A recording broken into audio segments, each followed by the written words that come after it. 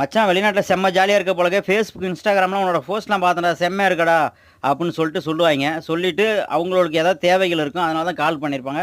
So அந்த தேவைகளை வந்து பூர்த்தி செய்யறதுக்கு உன்னை வந்து உசுப்பேத்துவாங்க. மச்சான் நீ அப்படிடா மச்சான் இப்படா மச்சான் அவன் அதை சொல்கிறான்டா, நீ பயங்கர மச்சான் உன்னை தானே ரோல் மாடல் பண்ணுறாங்க, நீ தாண்டா போய் நல்லா பிழைக்கிற வைக்கணும் ஊரே பேசிக்குதுடா அப்படி இப்படின்னு சொல்லிட்டு ஒரு டொனேஷன் போகிறதோ இல்லை ஏதோ ஒரு ஃபியூச்சர் உங்களுக்கு தெரியாத ஒரு விஷயத்த சொல்லி அதுக்கு வந்து அமௌண்ட் இன்வெஸ்ட் பண்ணுறா வைடா அப்படின்னு சொல்லிட்டு இருப்பாங்க. 1000 பேர் 1000 வந்து உன்னை வந்து உசுப்பேத்தி விட்டாலும் பெருமையாக பேசினாலும் ஓ மனசாட்சிக்கு உனக்கு தெரியும் வெளிநாடுகளில் நம்ம எவ்வளோ கஷ்டப்பட்டு வேலை பார்க்குறோம் ஜென்ரல் ஒர்க்கரா.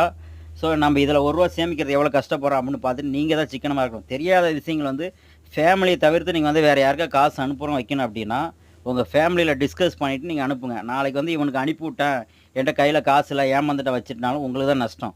அதனால் வந்து இன்றைக்கெலாம் வந்து ஒருத்தரை கெடுக்குன்னாவே உசுப்பேத்தியவே கெடுத்துருவாங்க. முடிஞ்ச அளவுக்கு வெளி உலகம் தெரியாமல் வந்து ஊர் நிலவரம் தெரியாமல் எதுவும் காசு பணம் இன்வெஸ்ட்மெண்ட் பண்ணாதீங்க.